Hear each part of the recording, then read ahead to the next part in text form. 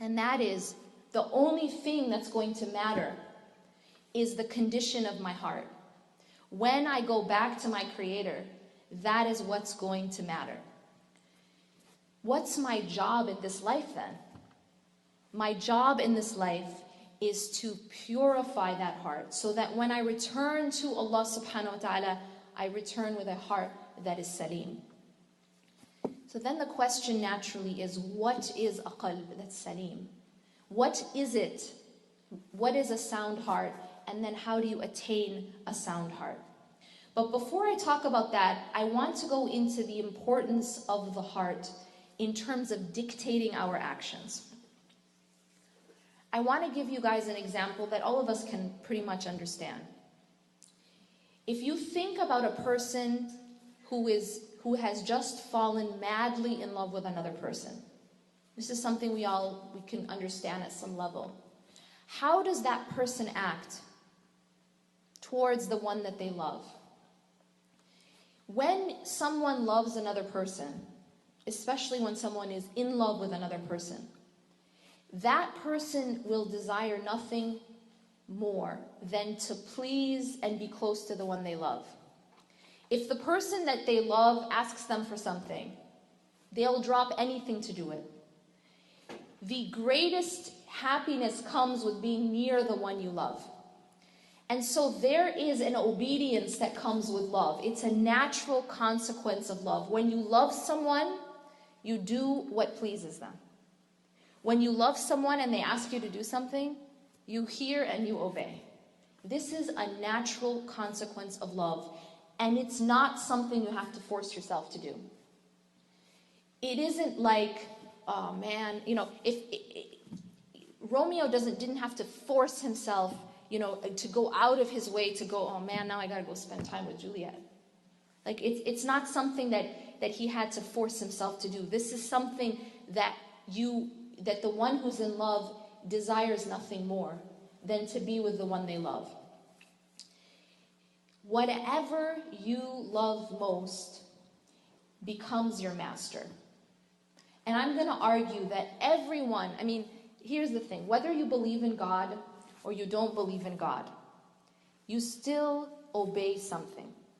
You still have something that fills your heart. You still have something that you love most. But for each person, it may be something different. So for some, that thing which they love most is money. So now money becomes their master. And they will do anything for money. Others, the thing that they love most is status.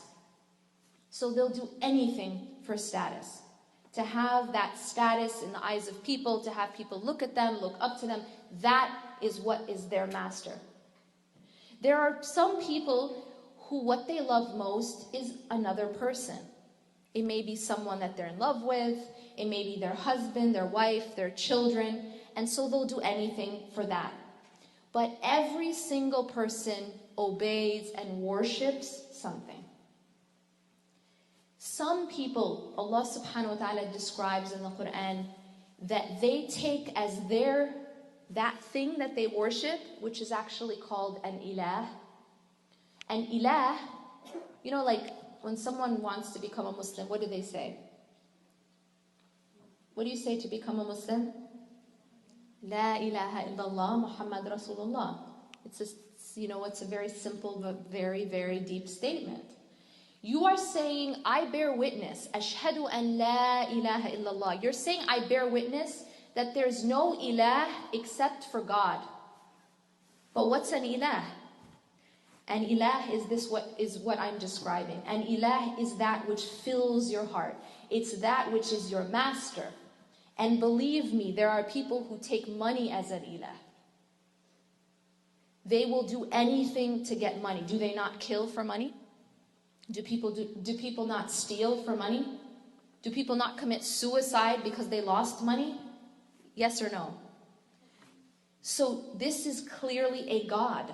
It is something that they're worshiping because they cannot live without it, and everything they do is for the sake of that thing. Similarly, some people, their ilah is status. Yes, I will do anything to keep my reputation, to have that status and that power. Some people worship power. We got a lot of those in our countries as leaders. They worship power. They'll do anything to keep power, including massacring their own people. Am I right? Is this true? They worship status. They worship power because they will do anything for it. And Allah subhanahu wa ta'ala says that there are some people who take as their ilah their hawa. They take their hawa as their ilah. Hawa, what is hawa? Desires. There are people who take their own desires as their Lord. How do you here when we look at this ayah, what is this talking about? Obviously, people don't pray to their desires, right? Does anybody make dua to their desires or pray to, or make an idol out of their desires? So obviously, the concept of an ilah is not just restricted to what you pray to physically, but what your heart is really filled with, what you put at the center of your universe. And for some people, that's their own desires. You know this concept of, well, why did you do so and so? Because I felt like it, or because it made me happy, or because it made me feel good. Do we live in a society that worships physical pleasure? Yes, no, yes. The idea is, and what you're told by advertisers and billboards and movies, is that if it feels good, then it's good. As if ultimate good is defined by what feels good. What is that? That's a worship of pleasure. That's a worship of physical pleasure. That becomes the criteria of how I live my life. It makes me happy, regardless of who it hurts, regardless of whether it's right or wrong. It makes me feel good, so I do it. This is as God is describing. These are people who worship their own desires. So that brings us now back to what is Islam. When I say I'm a Muslim, what does it mean? Well, the word Muslim, what does it mean? It means a person who has lovingly submitted. Submitted to what?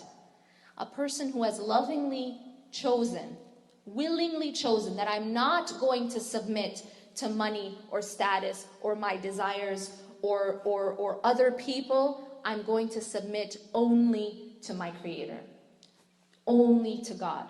And that's the meaning of the statement, La ilaha illallah. There is no ilah, there is no true ilah except for God. That's the only thing that should have that place in my heart and in my life. So this is all very theoretical somewhat. How do you know this in practice? Like how can we really see this more practically? So what I'm going to do is I'm going to ask you guys to reflect on a few questions that make it more practical. I'm going to ask you to think about, and you don't have to say these out loud or anything. Answer these questions. Number one, what do I think about most? What do I think about most? Throughout my day, my mind is, typically working all the time. What's occupying my thoughts most of the day? I see some people smiling. Is everybody aware of the answer for themselves? Yes or no? Can you nod if you know? Do some people have no idea what they think about? Or do you pretty much know? Y'all know? Yes? Yes? Okay. We're not asleep. We know. We think about something. What is it? What's that thing that you think about most all day? And in extension to that, it keeps you up at night. Like sometimes you have trouble sleeping because you're still thinking about that same thing. Okay, hold on to that. What is that thing? Second question. Last time you cried, what was it about? What was it about? Last time you got really, really angry, what was it related to? really angry, like you really lost it. What triggered it? And the time before that, what triggered it? And the time before that, what triggered it? Get to the heart of it. What was it? What was being threatened that made you get that angry? Was it your ego? Was it someone you care about? Was it your money? Was it status? What was it? What causes you the most anxiety? You know, we suffer from anxiety. What is it that causes you anxiety? You know, there's some source of anxiety in your life. What is it? What are you most afraid of? And what are you most afraid of losing? You know, there's certain things in our life, everybody knows what it is for them. You're so scared. You're terrified that this thing would be taken away from you. Am I right? What is that thing?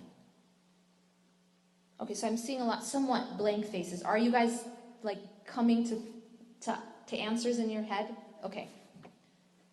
What is the source of your greatest heartache, pain? What is it?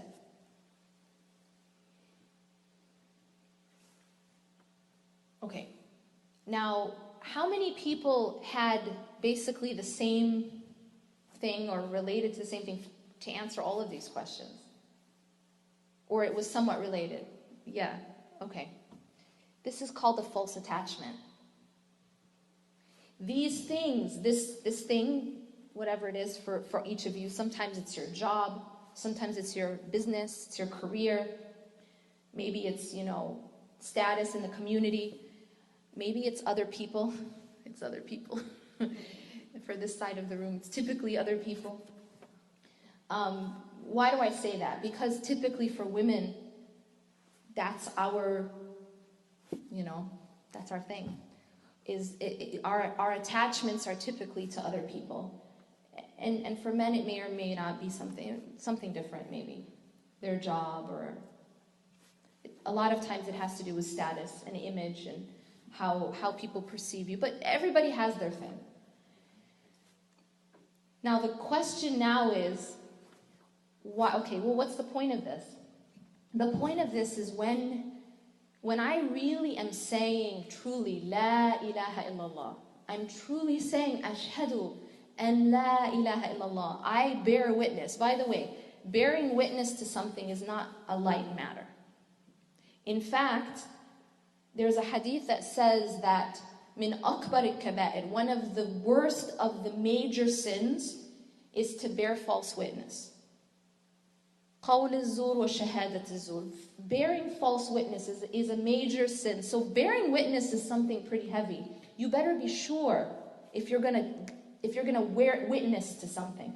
So when I say that I bear witness that there's nothing worthy of being an illah other than God,